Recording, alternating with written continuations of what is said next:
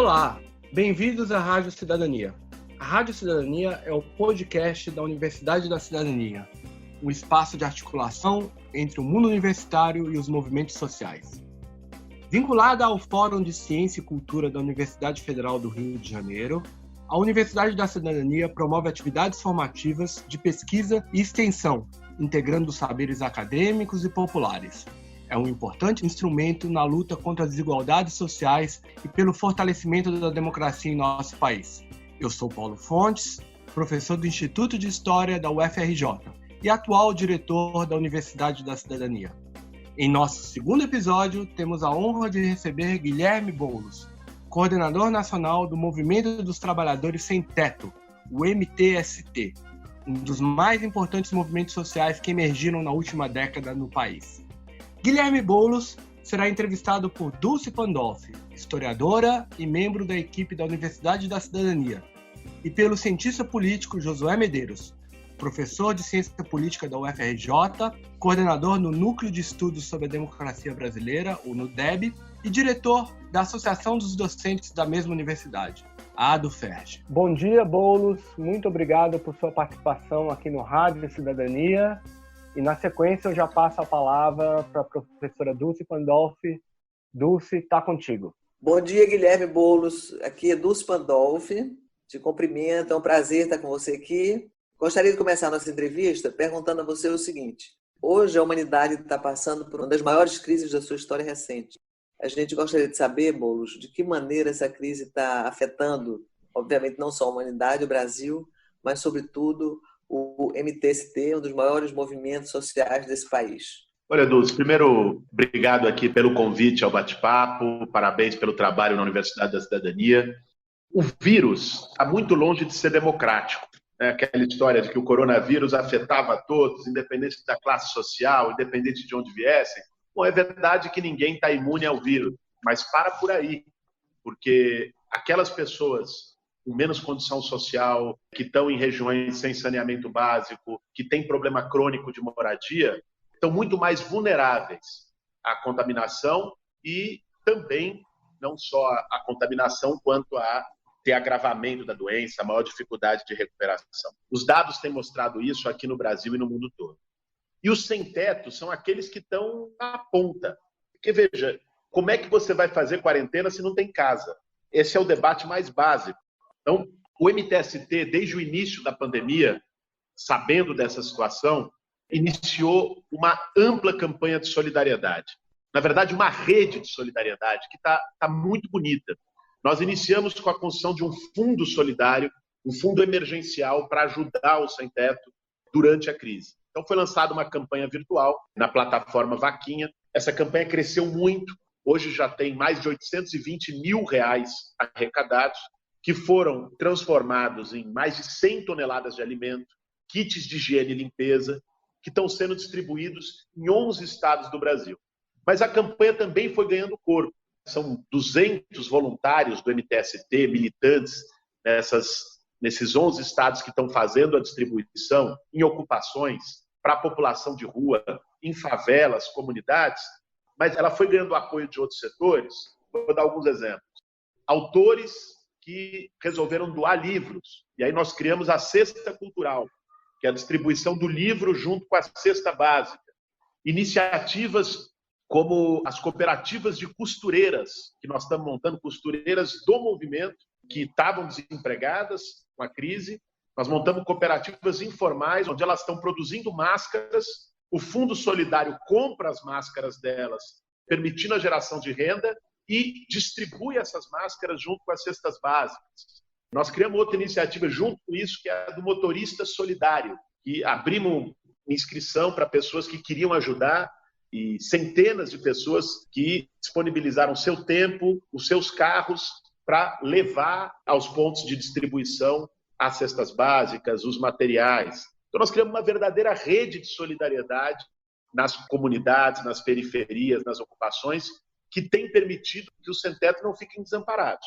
Porque, a depender do poder público, não tem praticamente nenhuma iniciativa consistente para defender essa população mais vulnerável durante a crise. O movimento social está fazendo aquilo que o Estado não faz, Agora, é evidente, também estamos cobrando iniciativas do poder público. A principal delas é a defesa do acolhimento da população de rua na rede hoteleira. O que está acontecendo em várias partes do mundo, já em algumas cidades brasileiras. Nós entramos com ações do Ministério Público para pressionar as principais prefeituras do Brasil, São Paulo, Rio de Janeiro, as maiores cidades, que façam com consistência essa política de acolhimento. Eu queria perguntar também para você o seguinte, e o mundo pós-pandemia, né? Porque se avizinha aí uma crise global econômica enorme, e no Brasil também, mais uma vez, a crise atingirá o país de cheio. Como é que você está vendo? Qual a sua perspectiva diante disso e a perspectiva do movimento diante disso? Dulce, eu acho que a pandemia ela coloca uma encruzilhada.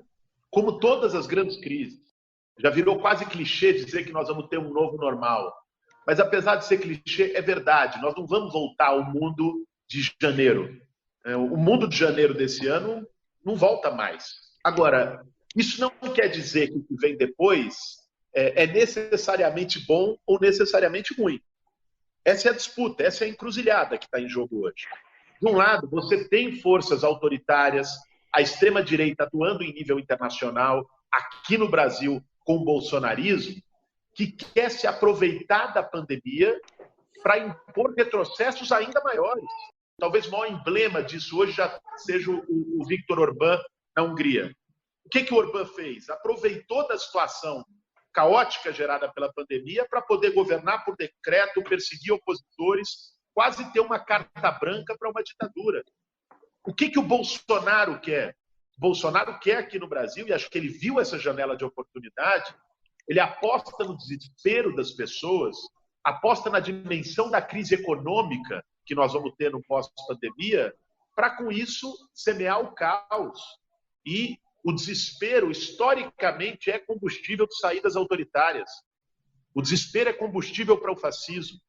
E é com isso que o Bolsonaro joga, né, que o bolsonarismo joga aqui, que é se aproveitar da pandemia para ter oportunidade de saída autoritária.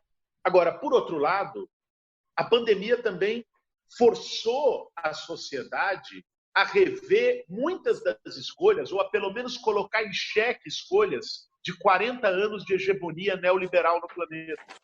Bom, até 2 meses atrás, o investimento público, o Estado era vilão, o mercado era o senhor dos nossos destinos, que regulava a sociedade, que levaria todos para a prosperidade. Esse é o discurso hegemônico.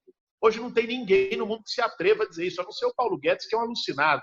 Agora, de resto, você não encontra um liberal, você não encontra o Financial Times, né, que tem a coragem de defender que os mercados são a salvação. Se essa crise fosse deixada à conta dos mercados, que a gente estava vendo, como estamos vendo, aliás, em várias partes, a especulação de respiradores. É isso que o mercado gera. A necessidade do poder público intervir com programas de salvação, com regulação da atuação na saúde pública. O papel do Estado voltou à cena. Isso, talvez, em particular, no âmbito dos sistemas de saúde. Veja bem, a gente defendia o SUS esses anos todos e era tratado quase como dinossauro, como uma coisa démodé. O SUS é uma coisa fadada ao fim. Era esse o clima que se produzia na sociedade.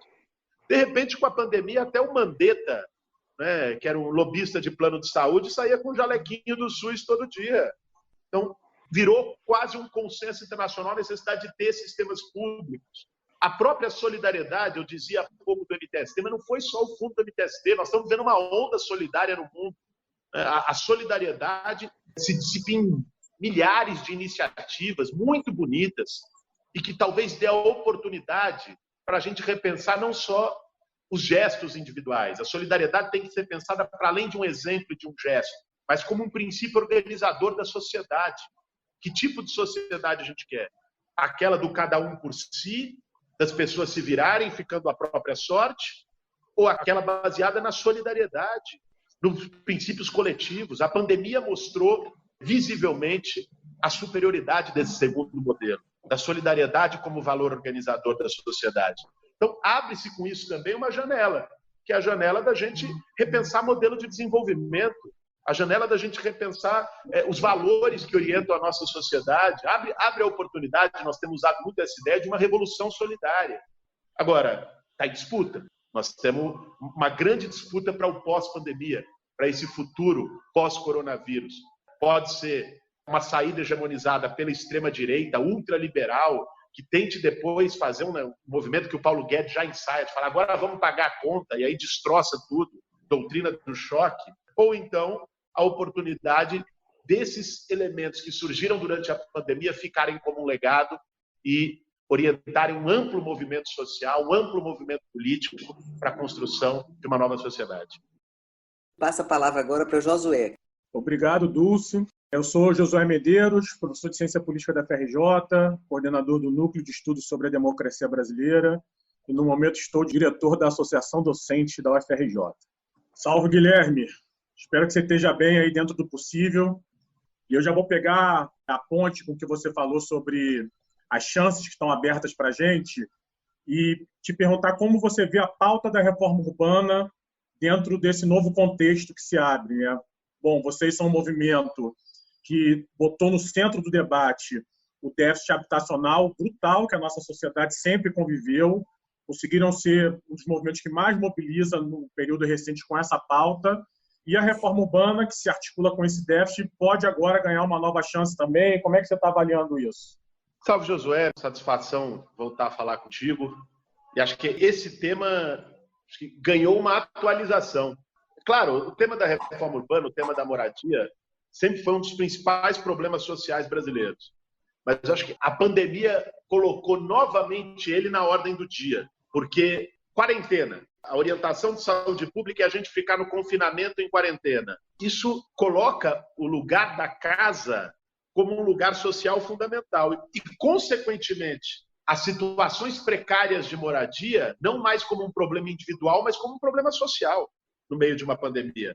Por exemplo, a história do isolamento. Nós temos 1 milhão de famílias brasileiras que moram em um único quarto, em um único cômodo. Habitações superlotadas. 3, 4 pessoas num cômodo. Que confinamento você vai fazer? Como é que você vai pedir para que essas 4 pessoas fiquem neste cômodo o dia inteiro, 24 horas, durante os meses da pandemia? Isso é impensável. É possível fazer quarentena com condições de habitação dignas, mas com habitação superlotada, num barraco de favela, a quarentena se torna inviável. Então, e isso também coloca a urgência do tema da moradia. Mas não só. Você falou em reforma urbana. Saneamento básico. Higienize as mãos, lave as mãos toda hora. Nós temos milhares de comunidades desse país onde não chega água ou a água chega de maneira intermitente. Como é que você vai fazer os procedimentos de higiene básica para combater o vírus, para se prevenir em relação ao vírus? Então, o tema voltou à tona. E o que a gente tem trabalhado é para que ele fique, de forma até como denúncia e como propostas de política pública, para que ele fique. E para que ele fique não só como medidas emergenciais, mas para que a gente possa colocar na pauta nacional, em tempos tão difíceis, em tempos de retrocesso, em tempos de fascismo no Brasil, mas que a gente paute a questão da reforma urbana, a questão do direito à cidade. O que quer dizer isso exatamente? É entender o nível de desigualdade criminosa nas cidades brasileiras. Nós temos, na verdade, nas nossas cidades, distância de 5 quilômetros, mas assim, você tem 1 quilômetro de distância o IDH da Suécia e o IDH do Zimbábue, dentro de uma cidade brasileira. A desigualdade urbana, aliás, está sendo novamente evidenciada na pandemia. Os dados de São Paulo são gritantes do número de mortes em comparação de bairros de periferia e bairros do centro, em comparação de negros e brancos. A mortalidade de negros em São Paulo pelo coronavírus é 63% maior. Teve um quadro de comparação que ficou muito conhecido, que é do bairro do Morumbi com o bairro da Brasilândia. Brasilândia é um bairro pobre da periferia da zona norte de São Paulo. Morumbi é um dos bairros mais luxuosos da cidade. Como o coronavírus começou no Brasil como uma doença de gente que tem mais dinheiro, porque importou disso em viagem, importou o vírus, na verdade, em viagens para o exterior, o Morumbi teve uma explosão de casos. Mais de 200 casos de coronavírus no Morumbi. Morreram 9 pessoas. Na Brasilândia, você teve mais ou menos 100 casos registrados, óbvio, com uma subnotificação extrema. metade de casos registrados do Morumbi, e morreram 60 pessoas. Então, aí mostra qual é o abismo que nós temos dentro das nossas cidades. Então, é preciso pensar uma política de combate à segregação, uma política que coloque os mais pobres para morar nas regiões centrais, com desapropriação de imóveis abandonados, porque isso toca no problema da mobilidade também, as pessoas podendo morar perto do seu trabalho, podendo morar onde tem mais oferta de serviços públicos e emprego na cidade.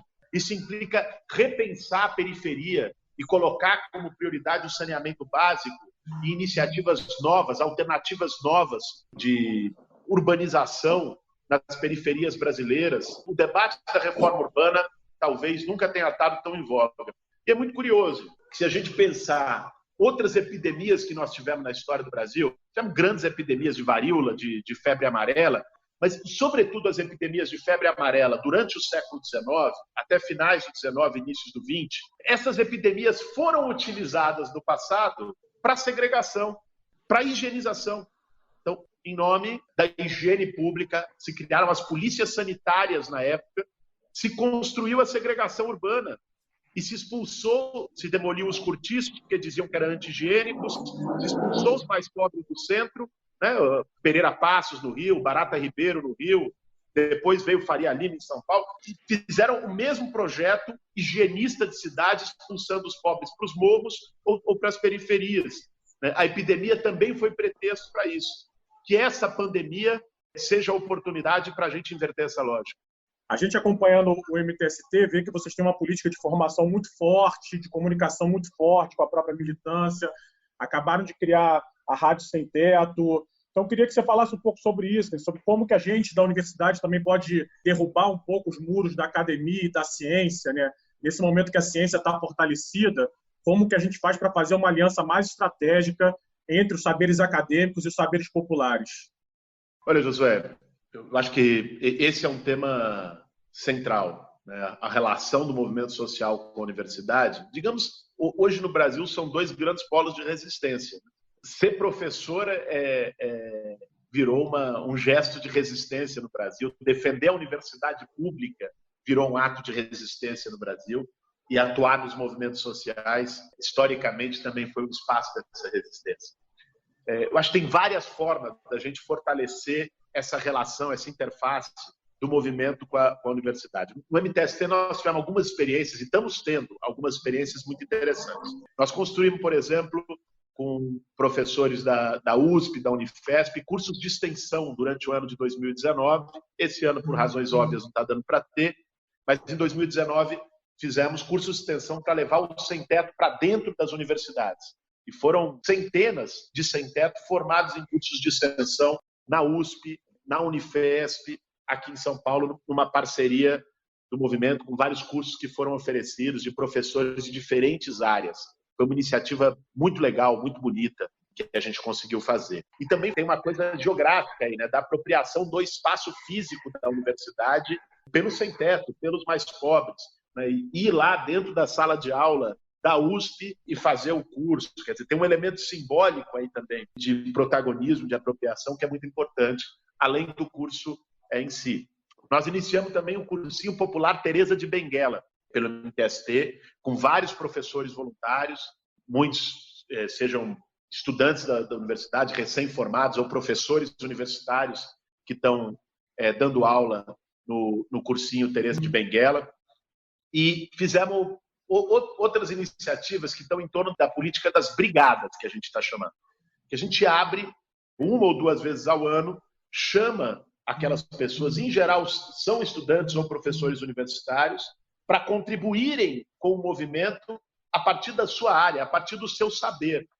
Então, por exemplo, criamos uma brigada jurídica e várias pessoas da área do direito, advogados voluntários, estudantes de direito, estagiários, né, têm ajudado, e agora criaram, na pandemia, a tarefa da brigada jurídica tem sido, sobretudo, o SOS Despejo, que é um número de WhatsApp que a gente criou e disponibilizou amplamente, público, para as pessoas que estão ameaçadas de despejo na pandemia, e a gente oferece a assessoria jurídica gratuita para essas pessoas através do SOS Despejo. Seja despejos individuais, seja despejos coletivos. Aí tem estudantes ou professores de arquitetura e urbanismo que estão ajudando a fazer os projetos habitacionais do movimento.